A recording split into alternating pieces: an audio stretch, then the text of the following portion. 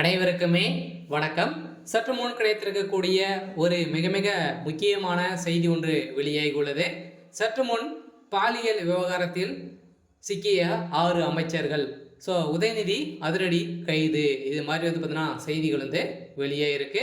இப்போ பாலியல் விவகாரத்தில் அண்ணாமலை பல்கலைக்கழகத்தில் நடந்த சம்பவத்தில் பார்த்தீங்கன்னா பாலியல் தொந்தரவு செய்த குற்றவாளியாக கைது செய்யப்பட்ட ஞானேஸ்வர் அவர்கள் பார்த்தீங்கன்னா ஏற்கனவே அவர் மீது கைது செய்யப்பட்டு புழல் சிறையில் தான் இருக்காரு. அவருக்கு குண்டால் கேஸு போட்டிருக்கக்கூடிய நிலையில் இப்போ தூக்கு தண்டனையும் பார்த்தீங்கன்னா மரண தண்டனை விதிக்கக்கூடிய அளவிற்கு தான் இந்த சம்பவம் போயிட்டு இருக்கு. இதை தொடர்ந்து திடீர்னு அவருக்கு உடல்நிலை குறைவால் ஏற்பட்டிருந்த நிலையில் திடீர்னு வலிப்பு ஏற்பட்ட காரணத்தினால அண்ணா சென்னையில் அப்போலோ மருத்துவமனையில் அனுமதி பெற்று சிகிச்சை பெற்று வரும் ஞானேஸ்வர் அவர்கள் பார்த்தீங்கன்னா குற்றவாளியாக கைது செய்யப்பட்ட குற்றவாளி.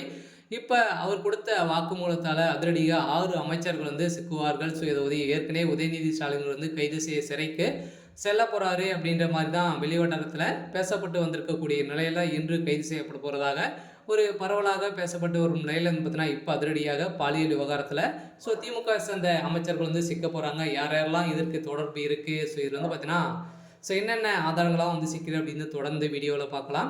அதுக்கு முன்னாடி நம்ம சேனலுக்கு இப்போ தான் நீங்கள் முதல் முறையாக வந்திருக்கீங்க அப்படின்னா மறக்காமல் நம்மளுடைய சேனலை சப்ஸ்கிரைப் பண்ணி சப்போர்ட் பண்ணுங்கள். வாங்க வீடியோக்குள்ளே போகலாம்.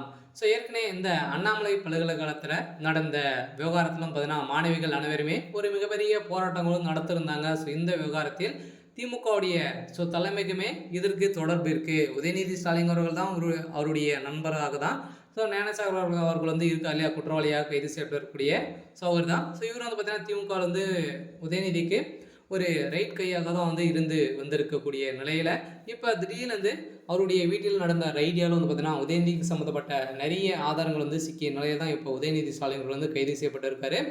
இதைத் தொடர்ந்து இப்போ அமைச்சர் சுப்பிரமணியன் அவர்கள் கொடுத்த வாக்குமூலத்தாலும் இப்போ திமுக சேர்ந்த அமைச்சர் ஒரு 6 அமைச்சர்கள் சிக்குவாங்க. யார் யாரெல்லாம் சிக்க போகிறாங்க அப்படின்னு பார்த்தீங்கன்னா ஏற்கனவே பார்த்தீங்கன்னா முதல்லே ஏவா வேலூர் ரகுபதி அதை தொடர்ந்து பார்த்தீங்கன்னா முக்கிய அமைச்சர்களாக இருக்காங்க.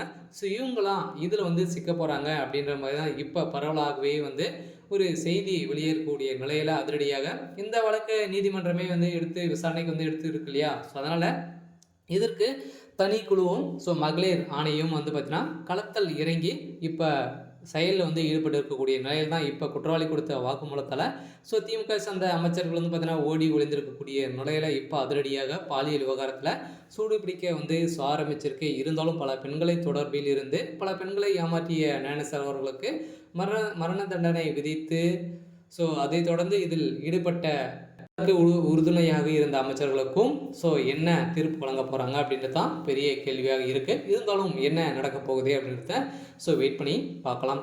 இது மாதிரி செய்திகளை தெரிஞ்சுக்கணும் அப்படின்னா மறக்காமல் நம்மளுடைய சேனல் சப்ஸ்கிரைப் பண்ணிக்கோங்க. தேங்க்யூ.